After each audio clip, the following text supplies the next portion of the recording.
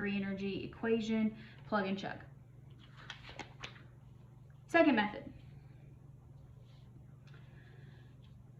Second method is to use the free energy of formation, which is called delta G 0 F for formation. And that represents the change in free energy, so delta G, the change in free energy, when 1 mole, because again we're thinking about standard states, of a compound in its standard state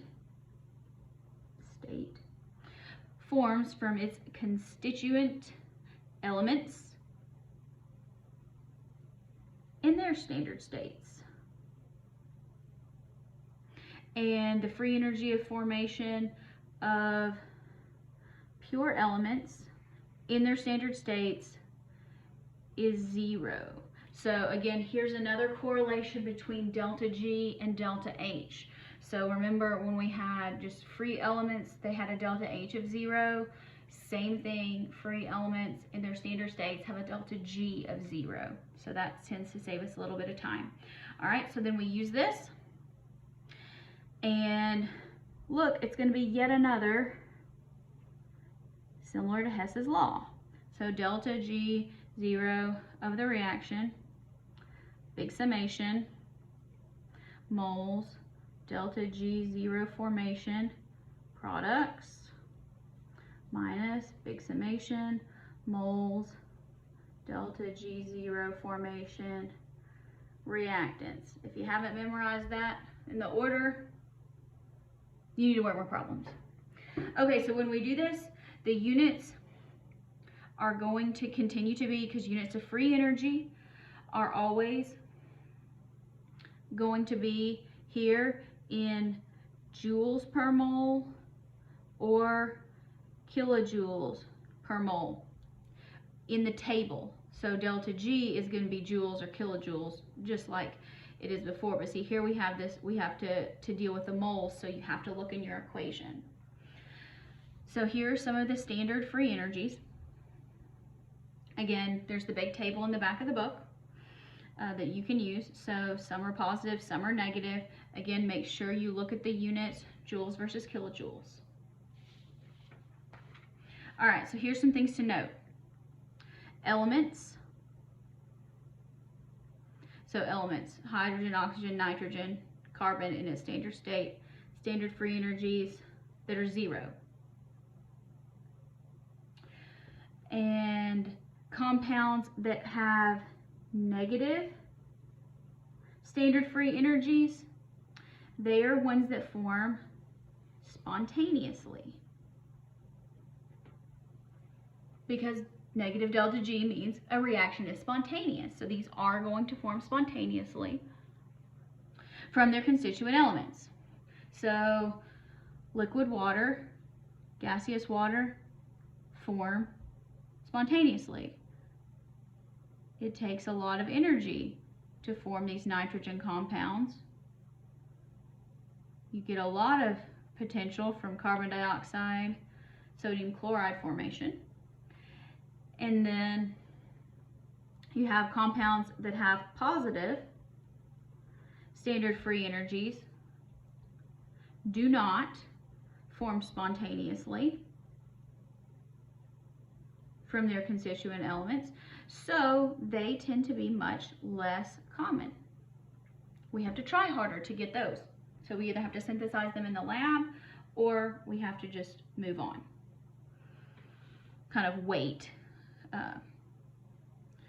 for them to be coupled to a spontaneous reaction and get enough energy potential.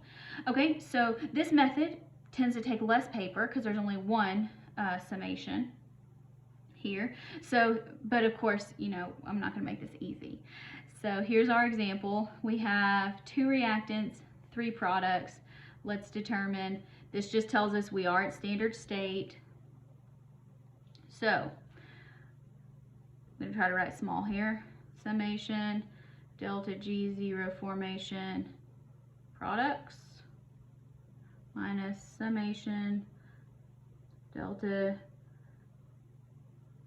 G0 formation reactants. We gotta put our moles in there. There's the end. All right, so our first product, I'm just gonna start here with carbon dioxide. I'm probably gonna run out of room, but I'm gonna try this. 1 mole carbon dioxide, negative 394.4 kilojoules per mole, plus 2 moles water, negative 228.6 kilojoules per mole, plus 4 moles of ozone, which is 163.2. Whew. And then we're going to subtract methane. So 1 mole times negative 50.5 kilojoules per mole. Oh, I think I'm going to make it plus 8 oxygens. So we're just going to say 8 moles times 0. Saved me there. All right, so I'm going to cancel that out. Moles are all going to cancel. Do that at the end, unit conversion there. So now I'm all in kilojoules. So continue to break it down. Negative 394.4 kilojoules plus 2 times negative 228.6, negative 457.2 kilojoules plus 4 times 163.2. Again, I know y'all are much faster than this at this than I am, but I'm showing all of my work, minus negative 50.5 kilojoules. All right, so now let's add that up. Negative 394.4 plus negative 457.2 plus 652.8.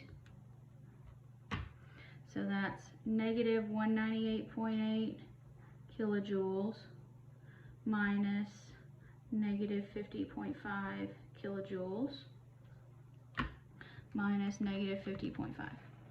Negative 148.3. Delta G0 reaction, negative 148.3 kilojoules. Less time, less paper.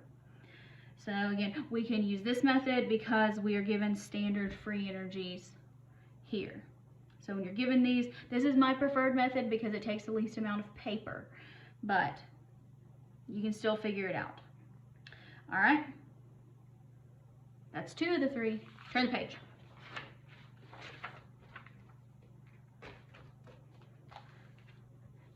This is going to be everybody's least favorite.